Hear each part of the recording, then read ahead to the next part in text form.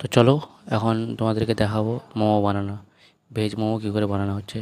ঠিক আছে, তো এটার জন্য বাঁধাকপি কেটে নিয়েছে সব, বাঁধাকপি কুচি কুচি করে কেটে, তারপর পেঁয়াজ কুচি কুচি করে কেটে নিচ্ছে, তারপরে আদা, লঙ্কা, রসুন এগুলো সব কুচি কুচি করে কেটে দিচ্ছে সব।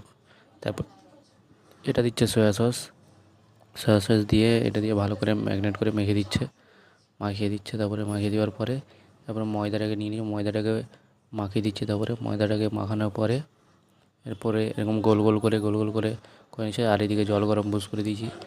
আর এদিকে তোমার টমাটোর, রসুন, কাঁচা শুকনো লঙ্কা সব দিয়ে সিদ্ধ করতে দিয়ে দিছে।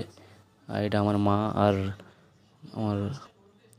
আর বউ মিলে সব কী বলে মুড়ে দিচ্ছে এরকম করে, ডিজাইন দিয়ে শেপ দিয়ে। তো আমার মা পারলো না ঠিক মতো করে, দিয়ে ও আবার নিচে এটা সে ভালো করে শেপ করবে, ভালো করে শেপ দিচ্ছে। দেখো এই দেখো, ভালো করে এরকম শেপ দিয়ে দিয়ে আস্তে আস্তে করে সবগুলোই মুড়ে দিচ্ছে।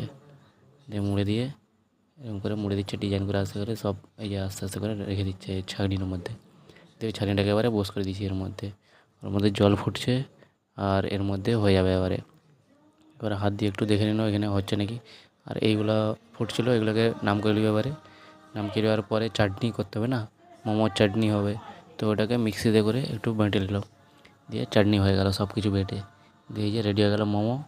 তো তারপরে খেয়ে দেখি একটু কেমন হয়েছে, এমনি ফাটিয়ে দেখে নাও কেমন হয়েছে। তো চলো দেখা হচ্ছে নেক্সট ভিডিওতে। তখন ভালো থাকো, সুস্থ থাকো, আর সাবস্ক্রাইব করে দাও একটু চ্যানেলটা হচ্ছে নেক্সট।